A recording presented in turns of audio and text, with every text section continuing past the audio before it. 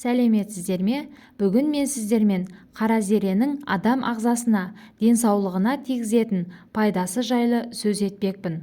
Каналымызды қолдау мақсатында лайк басып, комментарий жазып, подписация батырмасын басуды ұмытпаңыз.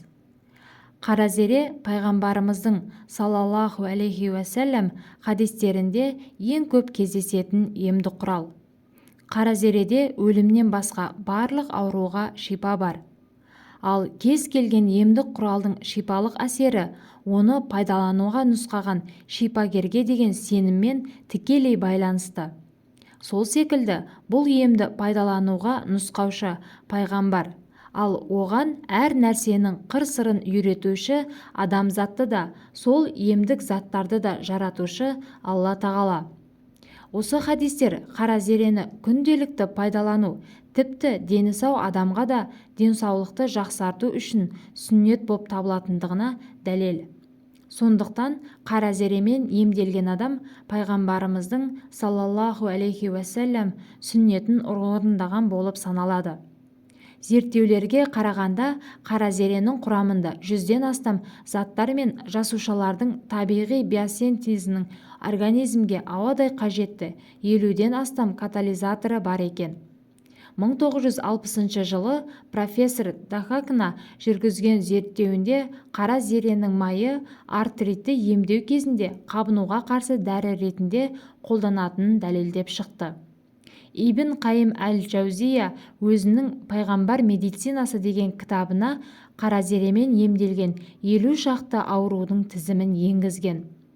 Ол кітапта осы аты төменде аталатын аурулардың қара зеремен емделетіндігі дәлелденген. Қандағы холестеринді азайтады, ағзаны улы заттардан тазартады, иммунитет жүйесін күшейтіп, инсультқа қарсы тұрады. Артрит пен бауыр ауруын айықтырады. Құрамындағы тимохинон арқылы қандағы глюкозаны азайтады. Құрамындағы эфир майлары арқылы бактерияларды өлтіріп, олардың көбеюін тоқтатады. Бронхит пен астмаға, тыныс жолдарының қабынуына ем болады.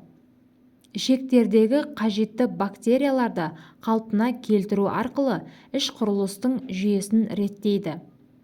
Тері ауруларына пайдалы, қотыр, қышыма, бөртпе сияқты тағы басқа ауруларға.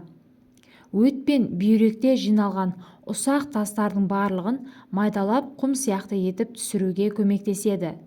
Несеп жолдарын тазалайды, ішті жүргізеді. Ішек құрттарын жоюға көмектеседі. Бала емізетін әйелдердің сүтін молайтады. Сүйелдерді кетіреді. Жөтел мен сары ауруға таптырмайтын ем. Әйел мен еркек белсіздігіне ем болады. Семіздіктен арылуға көмектесіп, тәбетті арттырады. Асқазанның ойық жарасын жазады. Етек кірсекілін қалпына келтіріп, фолликулалардың уақытында жарылуына көмектеседі. Және тағы басқа осы аурулар сияқты әлі зерттелмеген, қырлары ашылмаған тұстары өте көп. Қара зеренің негізінен дәнімен бірге майы да жиі қолданады. Қара зеренің майы да көптеген ауруларға шипа ем болады. Мәселен, қара зере майы аллергияны, қышыма мен псориазды бәсеңдетуге, демікпеге қарсы ағзаның иммунитетін арттыруға, ас қорыту қиындағанда, жоғарғы қан қысым байқалғанда емге пайдаланады. Түрлі витаминдер, минералды тұздар, микроэлементтермен қатар қара зере майының құрамында көмірсулар, белоктар мен майлар да бар. 1992 жылы Дакка университетінің медициналық бөлімінде қара зеренің бактерияға қарсы қасиеттері ең күшті 5 антибиотикпен ампицилин, тетрациклин, катримаксазол, гентамицин және налидекс қышқылымен салыстырылып зерттелінді. Нәтижесінде оның керемет әсері туралы кезекті рет дәлелдер жарияланды. Ол көптеген бактерияларға қарсы тіпті медициналық препараттардың әлі келмейтін холера, коли бактерияларына қарсы теңдессіз ем құралы болып шықты. 1977 жылы үнді ғалымдары қара зеренің рак клеткаларын емдеудегі әсері туралы жақсы тәжірибелік нәтижелерге қол жеткізді. Келесі бір ғалым қара зеренің емдік қасиетін тәжірибе жүзінде байқап көрді. Ол жүргізген тәжірибелерге 600-ден астам адам қатысты. Тәжірибе қорытындысы бойынша аллергиялық аурулармен ауыратын адамдардың 70%-ның дертінен айыққандығы анықталды. Олардың арасында шаңға аллергиясы бар, нейродермизм, қолқа демекпесі бар науқастар болған. Сондай-ақ қара зере майы гриппоздық ауруларға да қарсы бірегей шипа ретінде сәтті қолданылады.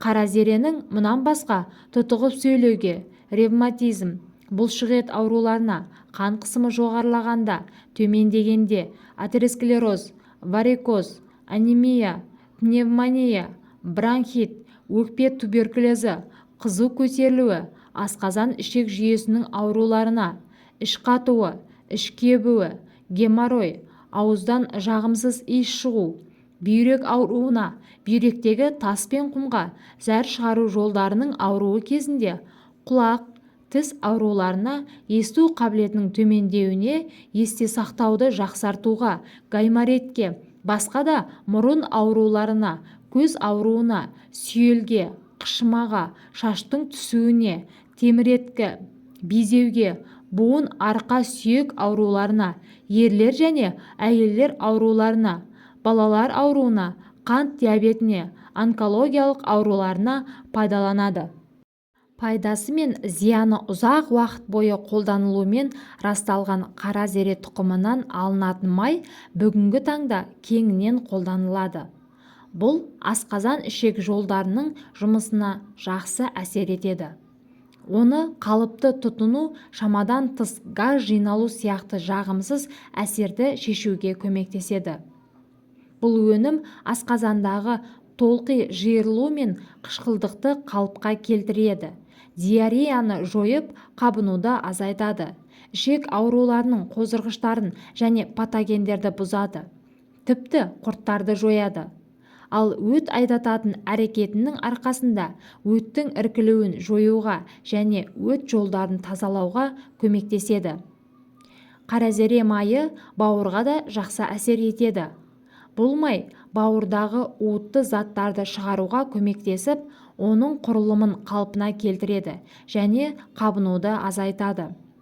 Бұл майды өт қабына тас байлану, гастрит, гепатит, дисбактериоз, панкреатит, гельминтоз, холецистит, асқазан жарасы, цирроз, панкреатит, энтероколит, бауыр циррозы сияқты ауруларды емдеуде қолдануға болады. Сондай-ақ бұл май қан тамырлары мен жүрекке де пайдалы. Аталған өнім қан тамыр өткізгіштігін және холестеринді төмендетеді және қан тамырларының қабырғасын мықты етіп, қан қысымын төмендетіп, сондай-ақ қанның ұюын және беріштік түйіншектің алдын алады. Қара зере майы гипертония, атеросклероз, варикоз, жүректің ишемиялық ауруы, қанның ұюы, тромбофлебит, мидың қан айналымының бұзылуы секілді ауруларды емдеуде жақсы нәтиже көрсетеді. Сонымен қатар қара зере майы күшті антиоксидант болып табылады. Ол жасушаның өміршеңдігін жоғарылатып, олардың қалыпқа келу мүмкіндігін арттырады және еркін радикалдарды жойып, ағзаның жастығын ұзартады. Ал қара зере майын үнемі тұтыну орталық жүйке жүйесінің жай-күйін қалыпқа келтіріп, есте сақтауды жақсартады.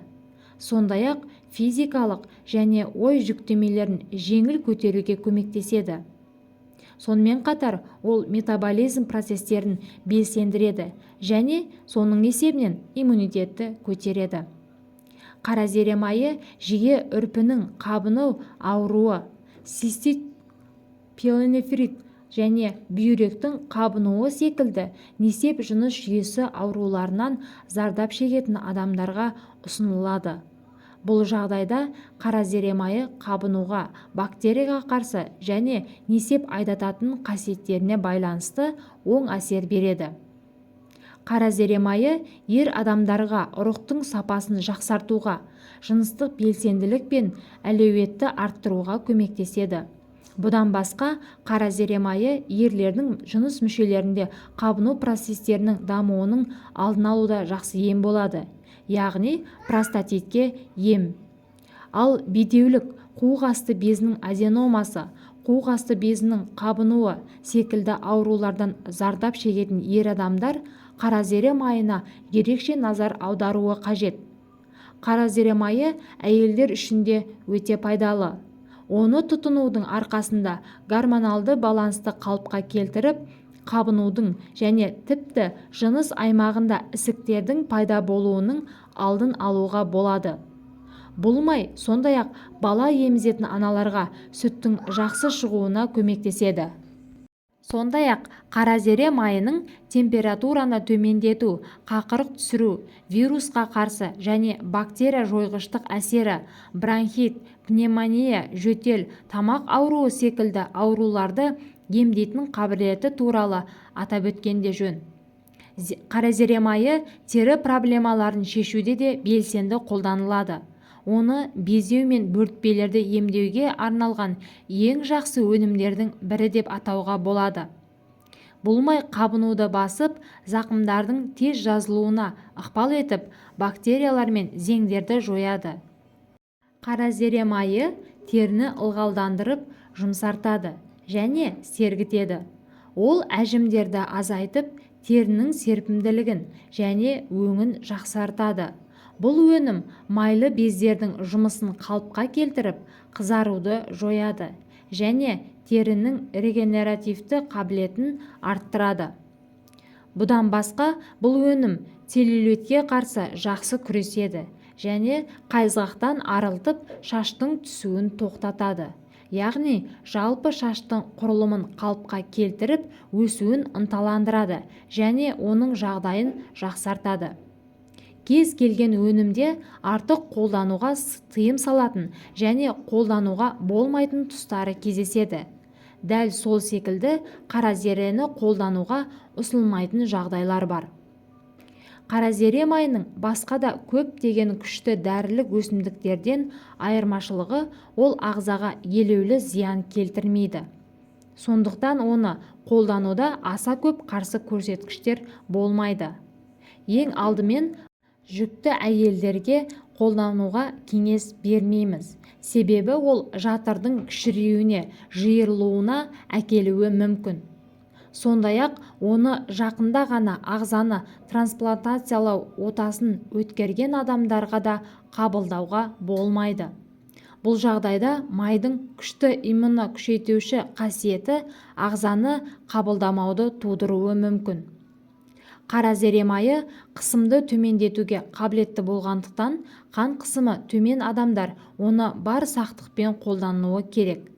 Сонымен қатар, оны 3 жасқа толмаған балаларға беруге болмайды.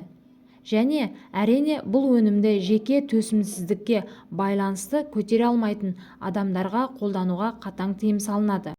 Яғни, қара зереге немесе қара зере майына аллергия болған кезде қолдануға болмайды.